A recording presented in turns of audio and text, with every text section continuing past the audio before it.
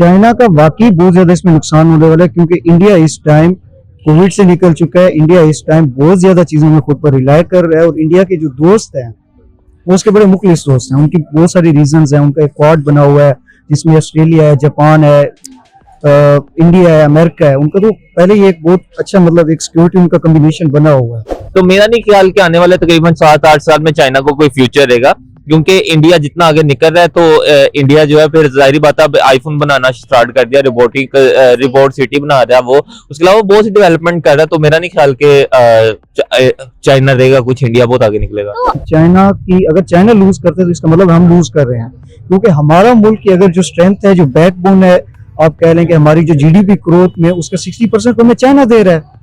मतलब अगर हम 6 पर थे तो कहें 4 आपको चाइना ने सपोर्ट किया होगा। आपको नहीं लगता जिस तरह से इंडिया ने फॉरेन रिलेशंस पे और हर जगह इंटरनेशनल रिलेशंस पे और हर चीज पे काम किया, प्रोडक्शन का ज्यादा है, चाइना का भी डाउनफॉल शुरू हो चुका है, तो पाकिस्तान को इंडिया से हाथ मिला लेना चाहिए, या पाकिस्तान को अब इंडिया के साथ ट्रेड शुरू कर लेनी चाहिए, या ताल्लुकात बेहतर कर लेनी चाहिए, ताकि इन फ्यूचर हमारे पास भी कोई ऑप्शन हो, हमारे पास भी कोई ऐसी चीज नजर आ रही हो हमें।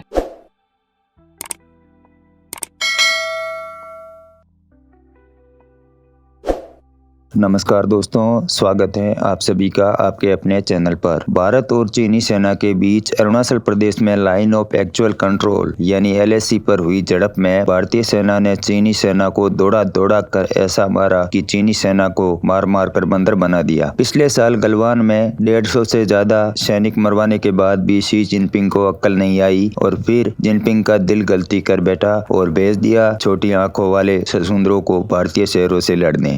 लेकिन इस बार भारतीय शहरों ने कोई गलती किए बिना लाठी पर कंटीले तार लगाकर चीनी ससुंदरों की जोरदार धुलाई कर दी। लेकिन चीनी सेना की धुलाई से पाकिस्तान के कान खड़े हो गए हैं। पाकिस्तान का कहना है कि भारतीय सैनिक बिना हथियार के ही 72 हुरों के पास भेज सकते हैं, इसलिए न तो चीन के भरोसे भारत को कोई उंगली करनी है और न ही कश्मीर में कोई छेड़खानी करनी है। अभी चुपचाप बैठने में ही भलाई है, चीन को भरोसे तो बिल्कुल नहीं रहना है। तो दोस्तों आइए देखते हैं चीनी सेना की धुलाई पर पाकिस्तानी लोगों का क्या कहना है। चैनल पर आने के लिए धन्यवाद दोस्तों, लाइक शेयर और सब्सक्राइब जरूर करें। जय हिंद। चाइना का वाकई बहुत ज्यादा इसमें नुकसान होने वाला है, क्योंकि इंडिया इस टाइम कोविड से निकल चुका है। इंडिया इस टाइम बहुत ज्यादा चीजों में खुद पर रिलाय कर रहा है, और इंडिया के जो दोस्त हैं वो उसके बड़े मुखलिस दोस्त हैं। उनकी बहुत सारी रीजंस हैं। उनका एक क्वाड बना हुआ है जिसमें ऑस्ट्रेलिया है, जापान है, इंडिया है, अमेरिका है। उनका तो पहले ही एक बहुत अच्छा मतलब एक सिक्योरिटी उनका कॉम्बिनेशन बना हुआ है, और दूसरे ममालिक से उसके ताल्लुकात भी इतने बेहतर हैं कि आज इंडिया अगर किसी मुश्किल में पड़ता है तो पूरी दुनिया उसके साथ खड़ी होगी, जबकि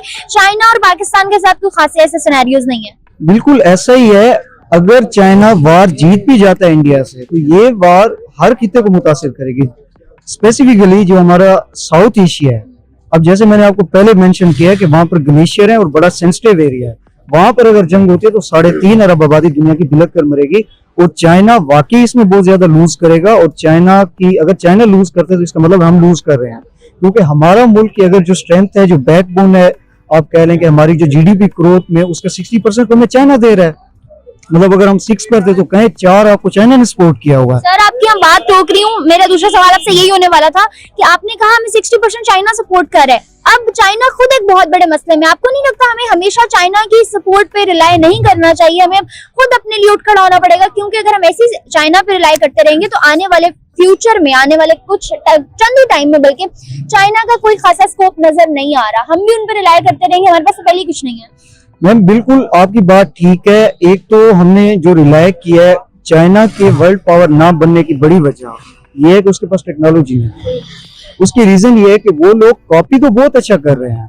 अब अमेरिका क्यों वर्ल्ड पावर है? चाइना की भले भी जीडीपी बहुत ज्यादा हो गई हो, लेकिन वो वर्ल्ड पावर क्यों नहीं बन पा रहा? उसकी मेन रीजन ये है क्योंकि अमेरिका हर साल एक नई चीज ला रहा है, चाइना उसे कॉपी कर रहा है। जब तक चाइना इस स्टेज पर नहीं आता, अभी वो चाइना नहीं आ सकता, क्योंकि वहां के लोग सिर्फ कॉपियर हैं, गधे हैं, काम करते हैं।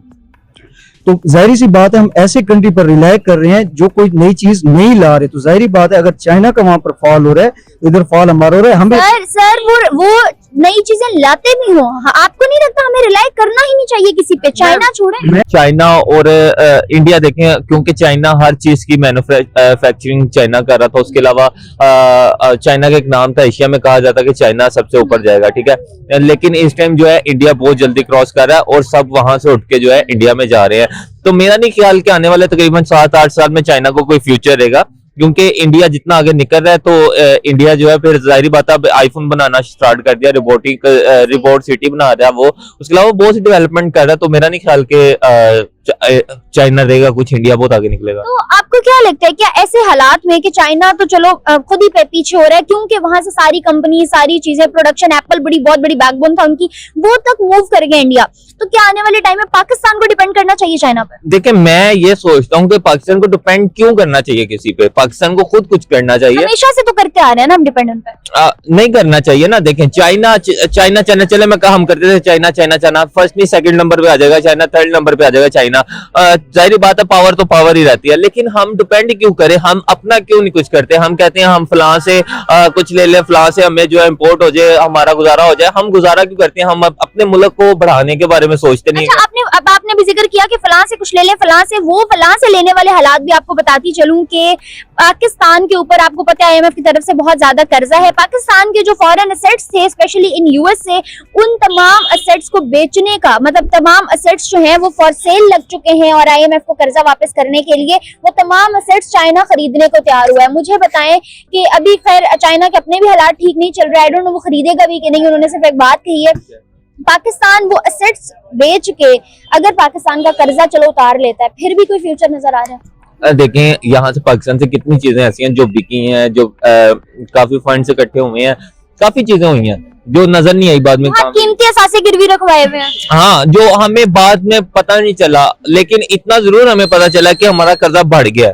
ठीक है, ये भी चीजें बेच के उसके बाद हमें नहीं नजर, हाँ अगर बेच के हमारा कर्जा कम होता है तो इट्स ओके, कोई इतनी बड़ी बात नहीं है, क्योंकि वो तो कर्जा ही कम होगा ना, कोई नई प्रोडक्शन मैन्युफैक्चरिंग के लिए तो कुछ नहीं बचेगा फिर पीछे। पहले हम अपने कर्जे तो उतार लेना फिर कुछ करेंगे। हम कर्जों के नीचे इतने डूबे हुए हैं कि हमने अपने मुल्क को क्या संवारना है। कर्जा उतारे समझ में आती है, लेकिन वो पैसा कहाँ पे जा रहा उस बाद में समझ नहीं आता, ये बात गलत है।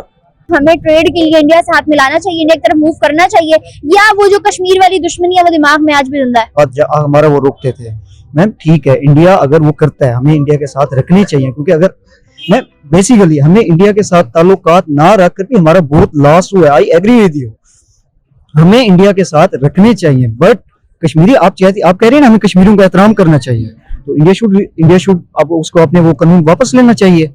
जो उसने कानून वापस लिया है वो वहां ले, हम उसके साथ बैठ। कौन सा वाला कानून? वो जो 7 अगस्त वाला था, जिसने उसकी मतलब उसने उसकी रियासत वाली एक उसका मकाम खत्म कर दिया, उसकी एक वैल्यू खत्म कर दिया है। आप इस पर भी बात करें। मैं आपको बताती हूँ, सुने पहले तो आपने ये आपकी उस बात का जवाब देती हूँ। आपने कहा कि पाकिस्तान के अंदर जो है ना ये वाला इस्लामिक, और अगर वो इस्लाम इतना ज्यादा स्ट्रिक्ट हो जाए, foreign policy and all that, देखिए नो डाउट आई एग्री कि बंदे का सांस लेना बहुत मुश्किल हो जाता है, और मजहब कोई स्ट्रिक्ट चीज नहीं है। हमारा मजहब बहुत खूबसूरत है, अल्हम्दुलिल्लाह बहुत खूबसूरत है। लोगों ने उसको तंग जहन बना दिया हुआ और दुनिया के सामने इमेज बहुत बुरा पोर्ट्रे किया हुआ है कि लोगों को लगता है जो मुसलमान है वो दहशतगर्द जरूर होगा, ऐसा नहीं है।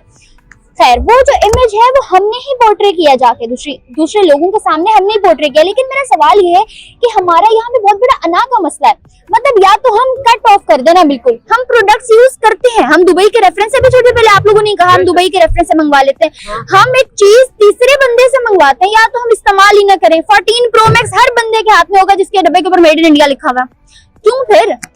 तब क्यों? लिटरली मेरी वीडियोस के नीचे इंडियंस कमेंट करके इतना जलील करते हैं कि आप लोग मेड इन इंडिया प्रोडक्ट्स ही क्यों यूज करते हो अगर इतनी नफरत है हम लोगों से? बात बिल्कुल ठीक है, आपकी बात बिल्कुल ठीक है। कोई भी रियासत अगर डेड लॉक हो जाए, उसके बॉर्डर लॉक हो जाए, उसकी तिजारत रुक जाए, वो सर्वाइव नहीं कर सकती। You can look at Afghanistan, वहां पर लोग अपने गुर्दे बेचकर गुजारा कर रहे हैं।